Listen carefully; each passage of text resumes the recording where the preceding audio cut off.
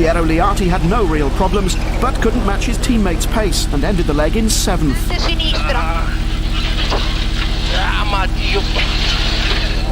As usual, the spectators were out in force for the Portuguese rally.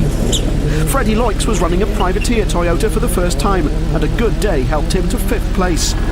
Tommy Mäkinen had a steady day to bring his Mitsubishi home 4th.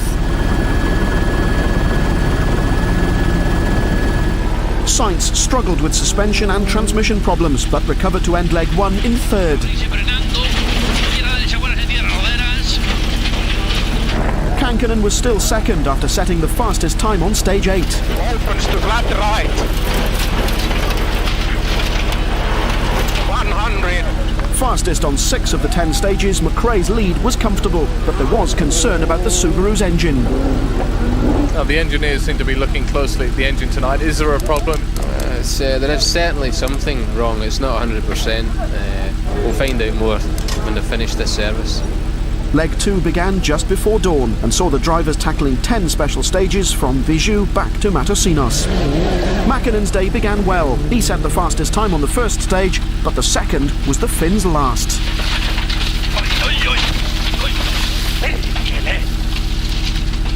Didier Auriol, meanwhile, continued to struggle with gearbox difficulties, and a spin cost the Frenchman 20 seconds.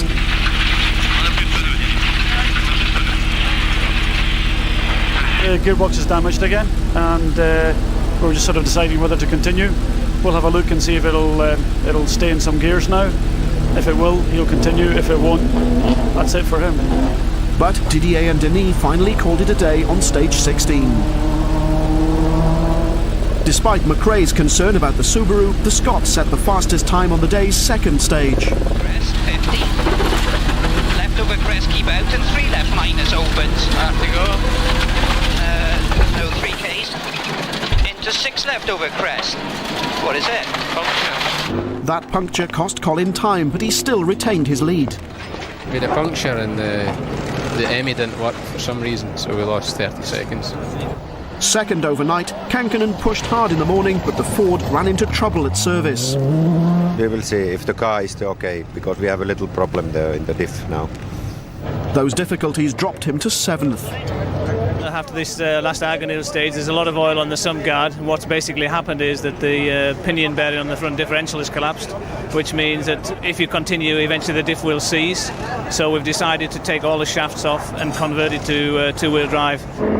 Carlos Sainz finished the leg in 3rd place after a hard-fought battle with Mitsubishi's Richard Burns, although he also suffered problems during the day.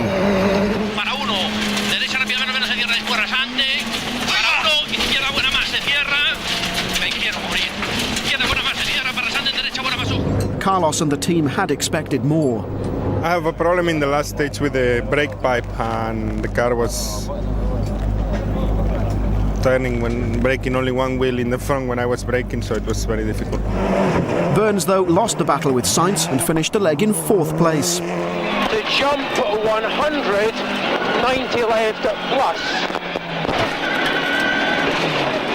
But the sensation of the day was the Toyota Team Belgium car of Freddie Loix, who was fastest on the last 4 stages to move up to 2nd place, only 11 seconds behind Colin McRae, who'd led all day in the Subaru.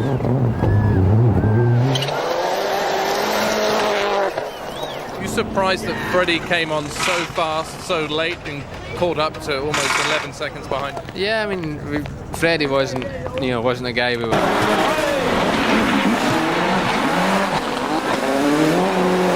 Going for live hectic. Welcome to my channel. Going for live hectic. Sit hi everyone.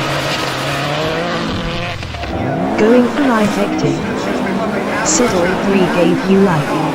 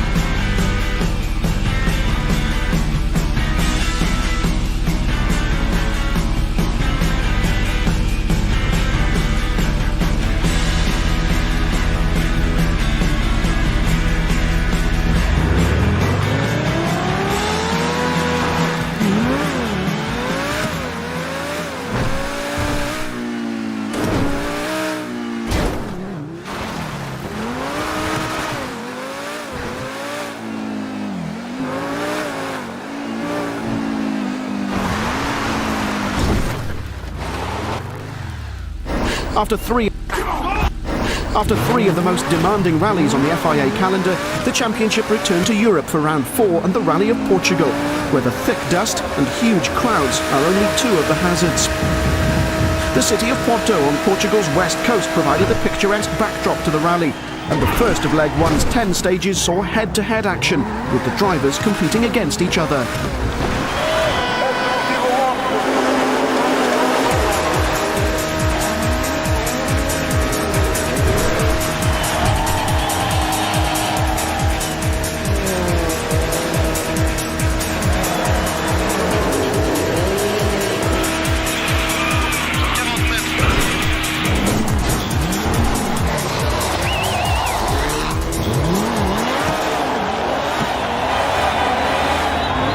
The remainder of Leg 1 took the cars from Matosinhos on the outskirts of Porto east to Viseu.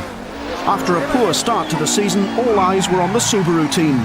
Colin McRae set off at a tremendous pace to pull out an early lead. 3 left minus, into turn slow 3 left half, 30. Incredible lead you've pulled out in 4 stages. How did you do it? Right, quicker than everyone else. Despite podium finishes on all 3 rounds, Ford was still looking for their first